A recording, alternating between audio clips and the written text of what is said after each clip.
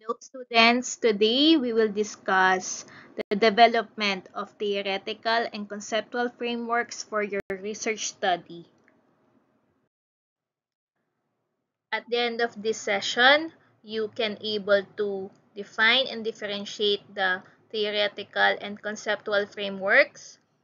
Next is to outline the steps of developing such frameworks and provide examples of this for each nature of research.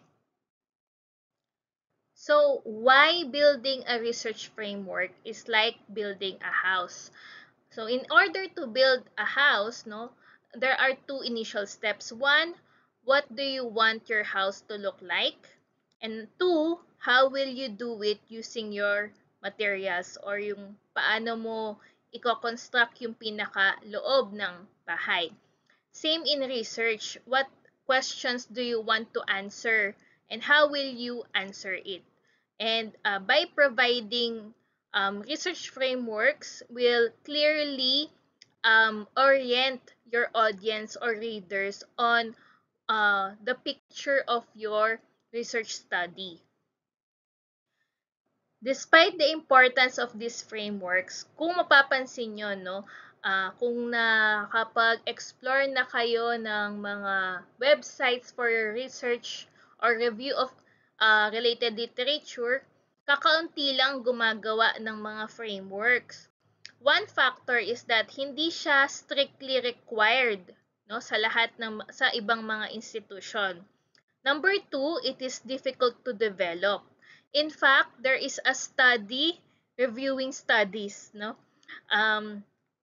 In this paper, nireview niya lahat ng research study involving educational management or educational research. And napansin niya, nakakaunti ang trend ng pagde-develop ng frameworks. Halimbawa, yung blue natin dito, blue shade natin dito, theoretical, and yung orange is conceptual. So, out of 48 papers on educational research last 2015, tatlong articles lang ang nag-develop ng theoretical framework, and then 6 lang ang gumawa ng conceptual framework. So, pero habang tumatagal, may improvement naman na sa mga research team na gumamit ng mga framework on their paper. Halimbawa dito, nag-improve na, dumami na yung nag-develop ng theoretical and conceptual frameworks last 2019. So, ano nga ba ang theoretical framework? Theoretical framework offers a way to explain and interpret the studied phenomenon and how something works. Okay? And it is actually a fact and makikita nyo yan sa mga published books. Now, this should be based on existing theories. So, bakit natin sila kailangan i-present sa paper nyo? Kailangan kasi ang research question nyo ay may sense. Okay? May strong foundation tayo. Bakit may ganun tayong tanong? And number two, ini-explain natin na ang problem ay may basis. And then, eventually, based doon sa framework na yon, alin doon ang kukuhain mo na data and paano mo yon i-analyze. You can lift this framework from a published book. Meron na talagang picture yung mga theoretical framework kasi well-known na sila and it's already termed as a theory. Okay, so makikita mo na yan sa mga books and pwede mo na yan i-lift, or gayahin, i-copy to your research paper. So, unlike theoretical framework na pwede mong kuhain sa published book, ang conceptual framework, yan ang kailangan nyong i-develop on your own. Okay? So, i-explain mo dito anong mga concept from your theoretical framework ang gusto mong aralin anong relationship nila sa isa't isa, no? And paano mo kukuhain, no, yung iyong answers from your research question. Okay? And again, no, the purpose is to define their relationship. Ano ibig sabihin nun? Aalamin mo kung ano ang mga independent and dependent variable mo. Saan papunta yung papel or yung research paper mo. Okay? So, paano nyo bubuuin si Chapter 2? No? Unahin na muna natin si review of related literature, including the known and the unknown. Okay? Yung known is from the published books. Yung unknown natin is from the answers, no, from the related research papers. Siyempre, hindi pa yan accepted as truth, no? Tinetest pa rin yan. So, pwede mo yan ilatag sa review of related literature. And then, kapag sa theoretical framework from your literature, no? Ano ang best theory na pwede mong gamitin to answer your question? And yung theory na yun, most probably, no? Meron na yan established framework na nakapublish, and yun ang pwede mong gamitin, no, as basis na ito siguro yung magiging answer ko dun sa aking question. And then conceptual framework, paano ko kukuhain yung answer. Okay? So you identify the independent, the dependent variables, and how will you collect and analyze the data dito sa conceptual framework. And kayo mismo ang magde-develop dito sa part na to. Okay, Q&A muna. True or false? A theoretical framework always requires a conceptual framework. Is it a true statement or a false statement? This is a true statement. Kasi from a theoretical framework, no, kailangan kuhain mo or kailangan ilatag mo kung paano mo kukunin yung answers mo based on your assumption na from your research question, no? Paano mo kukuhain yung data mo, sino si dependent and independent. So kailangan tandem 'yan. So next statement, a research conceptual framework always requires a theoretical framework. So this is actually false statement. So anong mga instances na a research paper may not need a theoretical framework? So these are few example of medical technology related study, no, na mga titles na baka hindi kailangan ng theoretical framework, conceptual framework lang. Unahin natin to, evaluation of the cost effectiveness of different laboratory automation system. So sa cost effectiveness kasi, no, madaming factors yan, and it might not need a theory behind its effectiveness. Halimbawa, turnaround time. Siyempre, explicitly known na kapag mas mabilis yung mag-release ng result ng isang machine, it is cost-effective. Diba? So, hindi mo na kailangan ng theoretical framework doon. Ipapakita mo na lang siya as a part of your conceptual framework na isa sa aaralin mo ay yung turnaround time. Okay? Number 2 example, assessment of the impact. Halimbawa, ito, turnaround time in patient outcomes. Mas specific studies to under dito. So, ano ang impact ng turnaround time kung magda-diagnose ka ng anemia? Mas mabilis ka bang makakapag-treat, no? Makakapag-manage ng pasyente? Obviously, yes. So, hindi mo kailangan ng theoretical framework doon, no? Third, development of a new method for quality control on blood culture. In quality control studies, syempre hindi kailangan i-assume na if you improve a system, mas maganda yung method, no? Hindi na kailangan 'yon i-present as theory. No, pwede mo na lang 'yan gawin o i-include dun sa ating conceptual framework. So what are the step-by-step procedure or process involved in developing theoretical framework? Number 1, obviously alam ko meron na kayo nito, identify a research question. Number 2, conduct a comprehensive literature review. So lahat ng related sa inyong study, kailangan related, okay? I-explore natin lahat ng what is known, what is not yet known, no?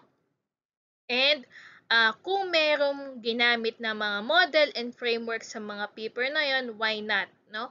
Aralin nyo din. Baka naman pwede natin magamit in your paper. Kasi ang theoretical framework, ano nga yan, no? Established na yan, published na yan, so pwede mo yan i-lift kung related siya sa iyong research question.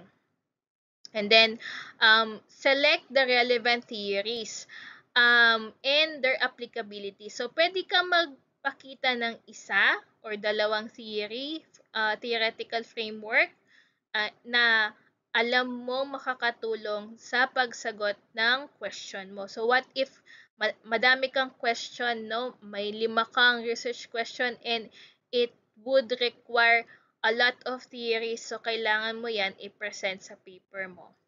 And among all of these theories, identify mo paano natin yan i-collect, no? Paano natin yan ma-answer by what steps, no? Ano ang mga kokolektahin nating information, no? In the last process of your theoretical framework. So kung na-identify mo na yung mga yung mga concept na gusto mong aralin, balikan mo ulit sa research question. Related ba yung concept na gusto ko? Ma-answer ba niya yung question ko? Okay? And then, conduct ulit tayo ng comprehensive literature review. What if hindi na siya concept? No? Theory na siya. Well-known na siya. So, babalikan nyo ulit sa literature review.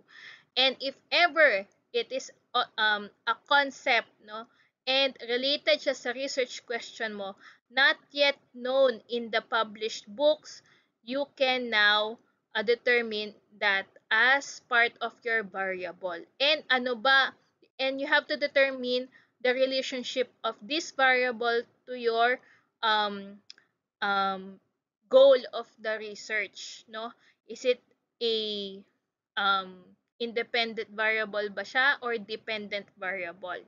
And eventually, kung alam mo na lahat ng independent, alam mo na lahat ng dependent variable mo, you can create now your last part of your chapter 2, which is the development of your definition of terms or conceptual definitions. So, balikan ko lang yung variables, no? I think I discussed this last semester sa ating biostatistics.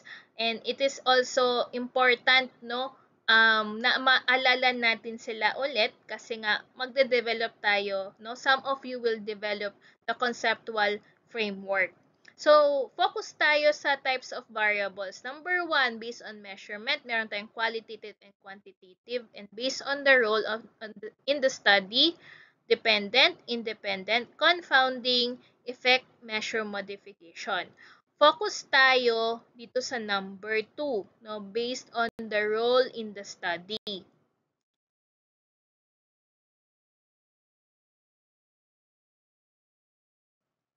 So, ito mga types of variable yung kailangan natin ipakita sa conceptual framework. So, unahin na muna natin discuss si independent variable. Independent variable is a variable that is known to cause the change. No? And in other books, it is also known as exposure variable or risk factor. Ito yung, minsan ito yung unang hahanapin natin, no? If ever itong mga factors na to or variable na to can cause change or effect to your next variable, which is your dependent variable. And dependent variable, also known as outcome or effect, no? Baligtad siya. Ito ay, sabi nga natin, dependent. So, nakadepende to sa exposure niya from your independent variable.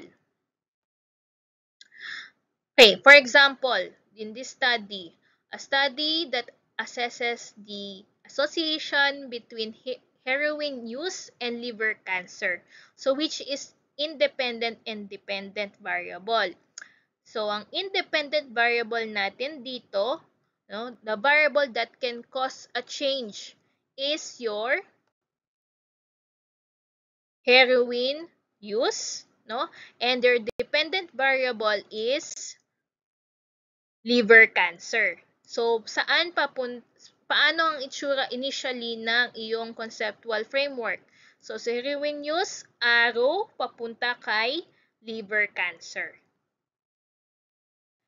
Next type of variable is confounding variable. And these factors may contribute or influence the effect of your independent to the dependent variable.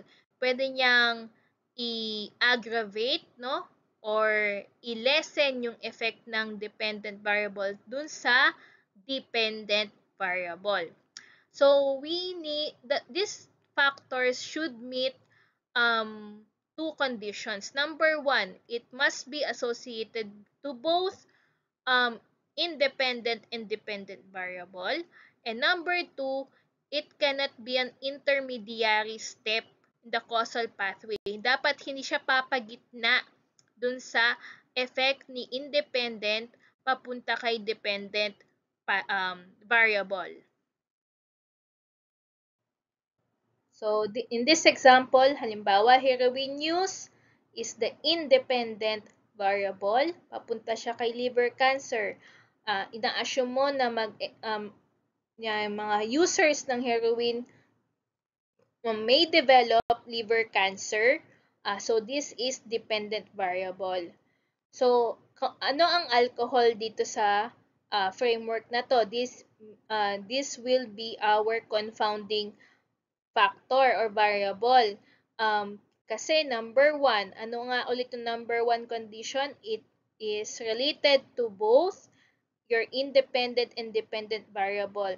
It is related to your independent variable kasi most of the abusers of heroin or other illegal substances may also abuse alcohol. No? And alcohol is also one of the known cause of liver cancer. So, parehas siya na pwedeng yung relationship niya. Pero never yan papagitna. Okay? So, hindi ini-enhance ni alcohol yung effect ni heroin para mag-cause ng liver cancer. So, never siya dapat nasa gitna. Okay? Okay, next is effect measure modification. These factors have known to change the magnitude or direction of the independent and dependent variable. Halimbawa, yung mga heroin users natin, some of them may practice a repeated use of needles. And repeated use of needles can also may pose a risk for for the exposure to hepatitis C. And hepatitis C ay well-known cause of liver cancer. Kung nag-heroin use na siya at naka-acquire pa siya ng hepatitis C, mas may enhance ngayon yung pathway papunta kay liver cancer. And pwede rin siyang ganito. Effect measure modification may also be related to your dependent variable but not to your independent variable. For example, family history ng liver cancer. Nag-heroin use siya, pero and also meron na siyang lahi na ng mga relatives na nagkakaroon ng liver cancer. It may enhance, no, or it may be related to the development of the liver cancer of the patient. So, kung si researcher, no, ay gusto niyang malaman yung effect ng or relationship ng or association ng heroin use to liver cancer. At the same time, no, gusto rin niyang aralin yung iba pang factors that may lead to liver cancer. Pwedeng ganito yung kanyang maging conceptual framework.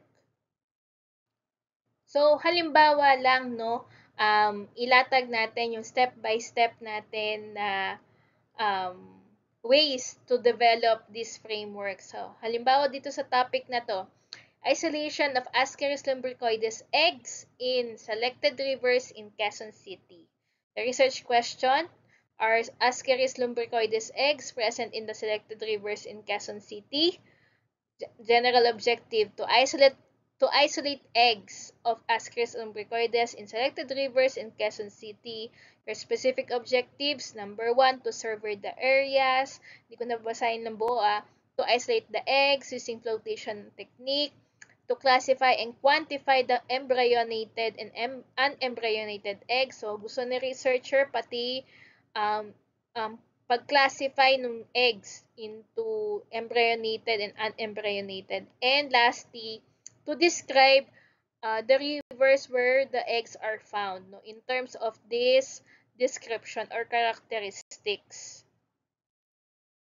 So, kung ilalatag niya yung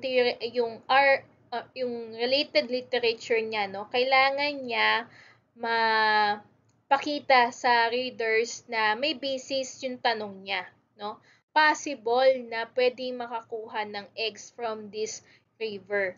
And one or two theories na pwede niyang ipakita or two frameworks na pwede niyang ipakita as basis is etong mga to, no? Pwede tayo mag-ecological theory which explain or shows the factors including the distribution, abundance of the parasite in different river segments, no?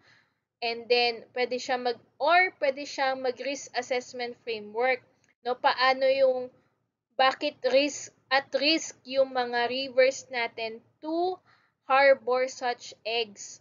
So, pwede mo ipakita na yung river is exposed or may be exposed to these eggs due to its water quality, yung land use, and human activities. So, this is a framework lifted from one paper na pinapakita niya yung human, environment, and eggs relationship. Okay? Ayan, kung paano papunta sa infective stage yung mga eggs natin. No? From being unembryonated to embryonated egg. So that's the theoretical framework. So, gusto din niya magpakita ng conceptual framework, no? So, paano niya gagawin yan? So, pwede mong ipakita na yung mga concepts na gusto mong aralin, kung babalikan niyo yung objective of the study niya, no? Lalo na sa number 1 and 4, no? Kailangan ma-meet niya yung mga objectives number 1 and 4. So, most likely, kailangan din niya aralin yung mga human activities, the water quality or characteristic of the river, no? And sa objective number 1 is not only, ang tawag dito, hindi pwedeng basta-basta na lang na river. Kailangan well-selected yung site natin to collect such data. So, ito ang naisip niya na conceptual framework. So, lahat ng yan aaralin niya. Okay? So, sa river, ito ang pwedeng mga factors that may contribute for the river to harbor such eggs. If ever present, no, pakita din natin sa conceptual framework paano natin i-collect ang data and analyze. So, pwede siya mag-isolate using flotation technique. And then, sa microscopy, pwede siya mag-classify kung embryonated and unembryonated yung egg. And pwede rin siyang mag-quantify. Okay? So another important question, no, most of the researchers na nababasa ko, kailangan hiwalay si theoretical and conceptual framework, ganyan. Pero, ano ba ang tama, no? The theoretical and conceptual frameworks can be illustrated as a single figure or not. So in this statement, the answer is true, no? Pwede mo i-present both theoretical and conceptual framework in one figure. So, paano yan? So, halimbawa dito sa paper na to, knowledge, attitude, practices towards anemia among adolescent Indonesian women. So, apparently sa Indonesia yung ginawa, no? So, ito yung mga gusto niyang aralin. Itong mga thickened border. So, ito, and apparently, pati ito, adolescent growth faltering. Anyway, so, di ako sure kung anong objective nila. Pero anyway, mas maganda siguro kung isang pathway na lang. But, balikan lang natin itong concept na dapat na kung po pwede na sa isang figure lang si theoretical and conceptual framework. So some of these enumerated mga factors are well-known fact. Halimbawa, iron deficiency may lead to anemia. Of course, no, that's a theory na agad. Pero merong iba ditong concept pa lang, no. Halimbawa, residence location, it is not well-known fact na makaka-affect yan sa knowledge, attitude, and practice towards anemia and eventually dun sa diagnosis of anemia among the subjects. So, pwedeng, nandito yung concept, nandito yung mga theories um, in one figure. Okay? Okay, our task for next meeting. Revisit your research title with the coordinators and content advisors. Do an outline of your related literature. Alam ko medyo matagal yung paggawa ng comprehensive related literature. Kahit outline lang, no? Okay na tayo doon. And then revisit your statement of the problem and objectives. Double check your objectives if these are SMART objectives: specific, measurable, attainable, realistic, and time-bound. And eventually, develop your frameworks. And that's it. That's my last slide. Thank you for listening.